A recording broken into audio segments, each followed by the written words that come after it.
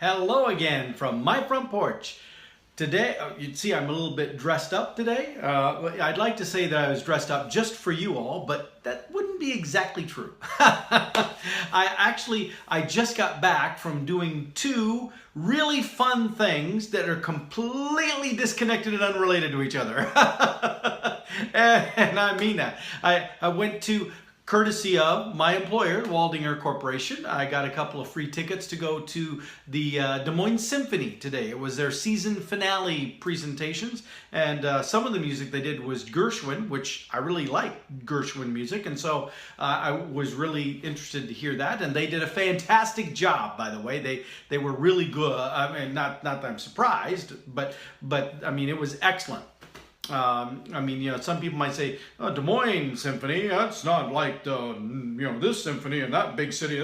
I tell you, granted, I haven't heard all the symphonies from all the major cities in America, but I would put the Des Moines Symphony up against any of them, because what I heard today, not just the Gershwin, but everything else they did, phenomenal. It was fantastic. But after that, went and saw the new Deadpool movie, Deadpool 2. Like I said, completely different.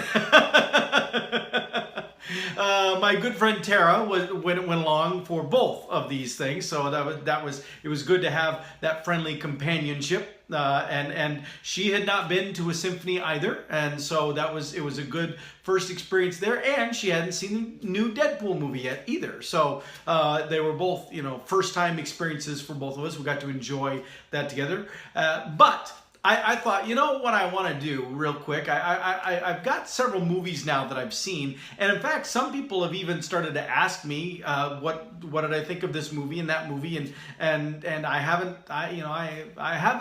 given any movie reviews for a while. Let's just say that. So I'm gonna work some of them in here right now. So first, we'll start with the new Deadpool movie that I just watched, Deadpool 2. A lot of times it's difficult to do a sequel and have it be as good as the original. And I'm going to tell you this. I enjoyed Deadpool 2 as much as I enjoyed Deadpool 1, but differently. And it's going to be a little hard for me to define that without giving away things. There were a lot of surprises in this. There were a lot of things I did not see coming. Right away at the beginning, in the middle, at the end, there was a lot of surprises. There were some really big surprises. And then there was even some stuff at the very end that I find myself wondering, did that really happen? Now, you'll know more if you're going to go see it. You'll know more once you see it. But I will say this. The Deadpool 2 has not the whole movie, but elements of it are much more serious than the original. The original Deadpool movie was almost entirely jokes and irreverent and all of that, and there is plenty of that in Deadpool 2, but there are some really heart-tugging, emotional, serious stuff too, which you might say, well, how does that work? How does it work with Deadpool being who he is and then serious stuff? Well, I'm not sure how the formula would work either on paper, but in the movie, I felt it worked. I thought if you enjoyed the original, you will enjoy this one as well. Don't expect it to be just a knockoff of the original. It's not the exact same thing all over again, but there's enough going on there that it's truly entertaining. Now, as far as the tags at the end, I will tell you that you don't have to stay for all the credits. There's no tag at the very end of the credits, but you do want to, because at these movies there's always some credits. The big ones that come up. The main actors and the director and all this.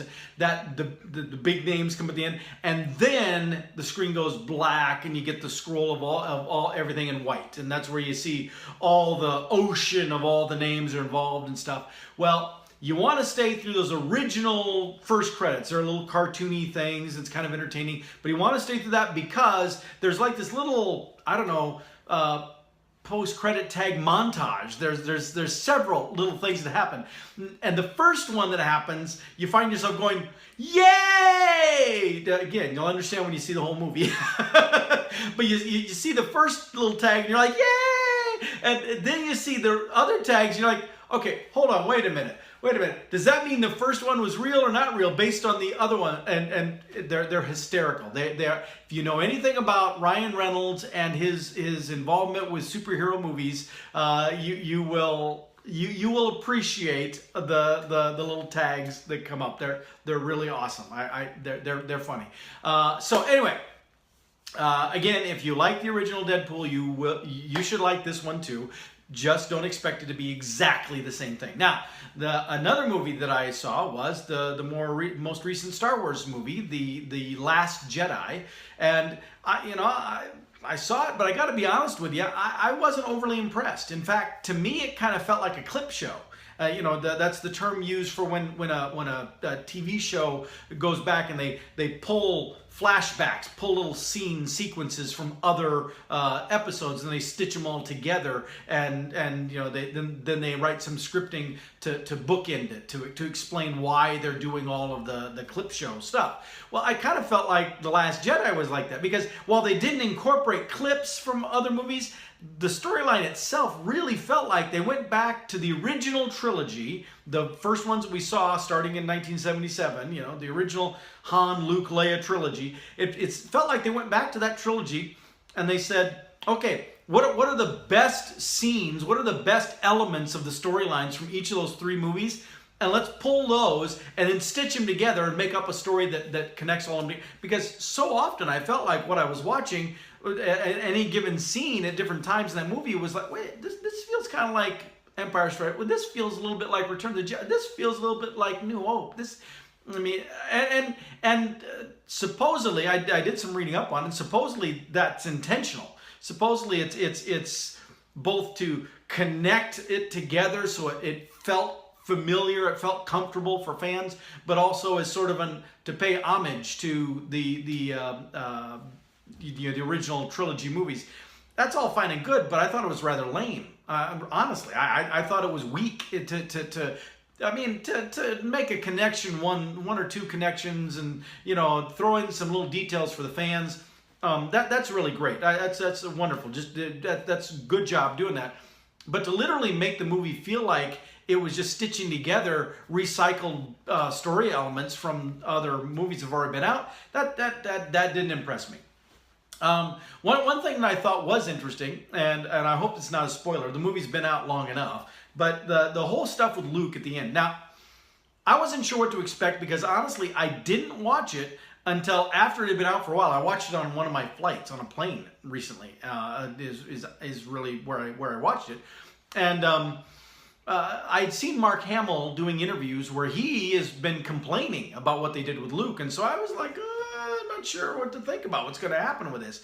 But I got to tell you, I liked this whole thing with Luke. I felt like it was and I didn't like that they again ripped off Empire Strikes Back, that they had the hermit Yoda in Empire Strikes Back, and then you go to A New Hope and you had the hermit Obi-Wan Kenobi. It's like all these Jedis, when they screw up, all they want to do is go run and hide somewhere. It's like that just feels wrong. That didn't sit well with me.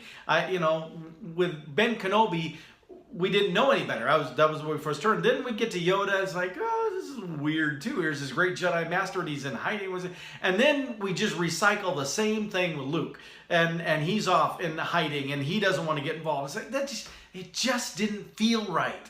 And so then when you get to the ending, and Luke is part of the big climactic battle stuff, and he shows up and does that, it's like, yes. This is the Luke that I wanted to see. This is the way Luke Skywalker ought to be portrayed. And I didn't even care that there was some hocus pocus going on with Luke, that he was projecting some image. That didn't bother me. Didn't bother me at all.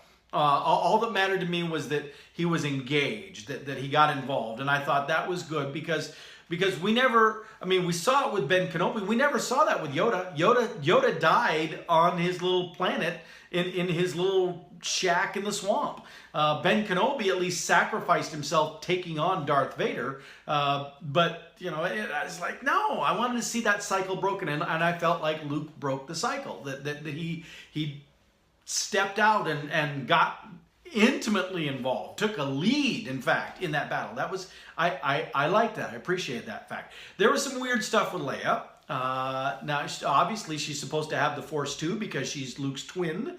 But even in the first of the movies of this newest trilogy, there was no indication made that Leia had done any studying whatsoever to work on her Force abilities. There's no indication of that at all. And so then all of a sudden she does this amazing thing with the Force in The Last Jedi that is like, okay, we haven't seen any of the other people who have the Force do that thing, and yet Leia just does it and she's apparently on death's doorstep and unconscious basically at the time. It's like the Force within her took over and did it all on its own, and that just, I mean, I don't know. It moved the story along, but it was weird. It was odd. And if you've seen it, you know the scene that I'm talking about. And I understand there was a bit of convenience in order to be able to move, in order to be able to do some things there. So okay, fine, whatever. But it seemed like if they were going to go there, that they should have set that up a bit more with them talking about Leia having worked on bringing out her Force abilities that she had done. There should have been some throwaway lines or something that set that up better, because it was like, whoa, wait, huh? So she can do this thing that nobody else can do, but she's never practiced this stuff from what they've told us? Okay, come on.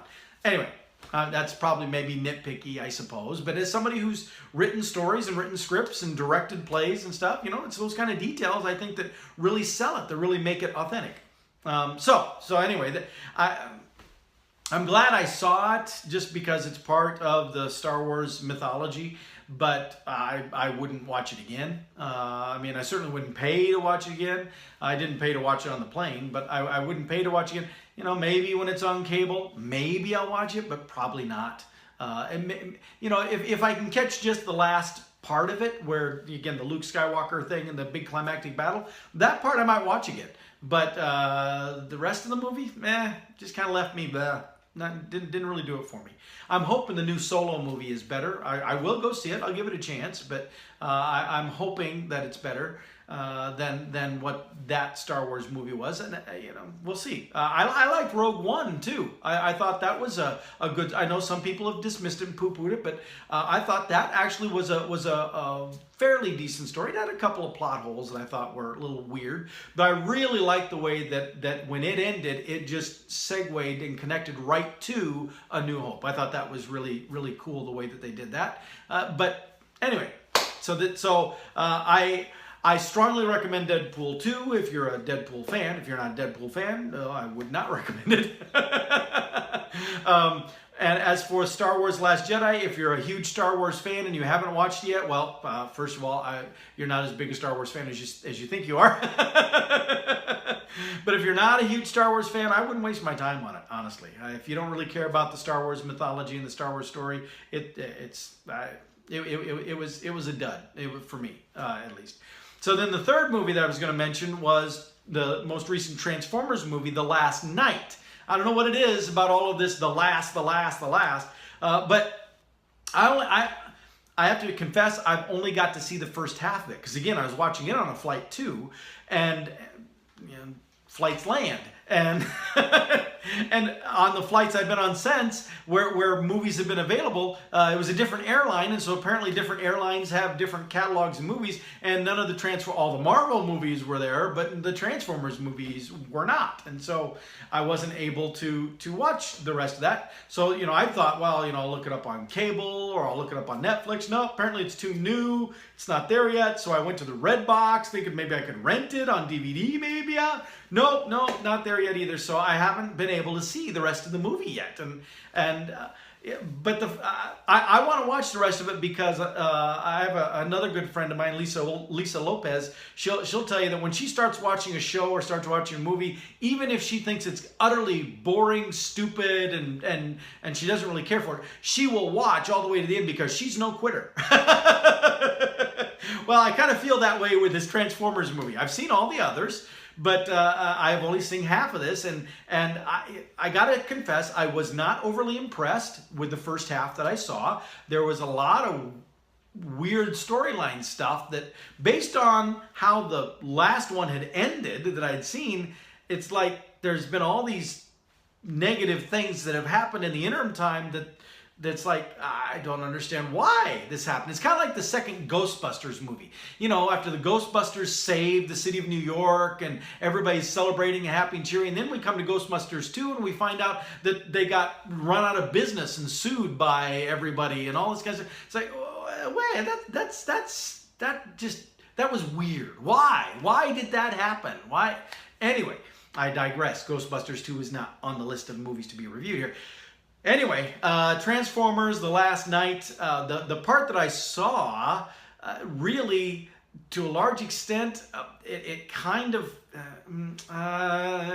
felt like and I don't even remember what all the titles of them were, but there was one of the Transformers movies, one of the earlier ones, that there was the ship that had crashed on the moon, and there was this ancient Transformer that was trapped in there, and it got reactivated and started causing all this trouble. And the first part that I saw of Transformers: The Last Night, it kind of felt like we were building up a very similar kind of story. Now, maybe I'm wrong. Maybe the second half of the movie, it got completely different and it did much better. That's why I want to see the rest of it, so I know for sure. But at least based on the first half, it again falls in the category of, if you're a Transformers fan, you want to watch it because it's part of the franchise. But if you're not a Transformers fan, well, you probably wouldn't be watching Transformer movie anyway. But I didn't see a lot that was original in there. In fact, as someone who has watched the other Transformer movies and enjoyed most of them, I was actually a bit confused by what was going on in the movie. So that to me, that's not an indication of a really good movie when even fans watch it and find themselves perplexed, a little confused by what happened. But anyway, that's it. That's my movie reviews for those movies. I'm hopefully not, I haven't revealed any spoilers, given anything away, because I'm really trying not to, even for some of those that have been out for a little while. But if I watch the rest of the Transformer movie and it changes my opinion, I'll be sure to let you know. All right, that's it. I'm going to let you go. I will see you next time from my front porch.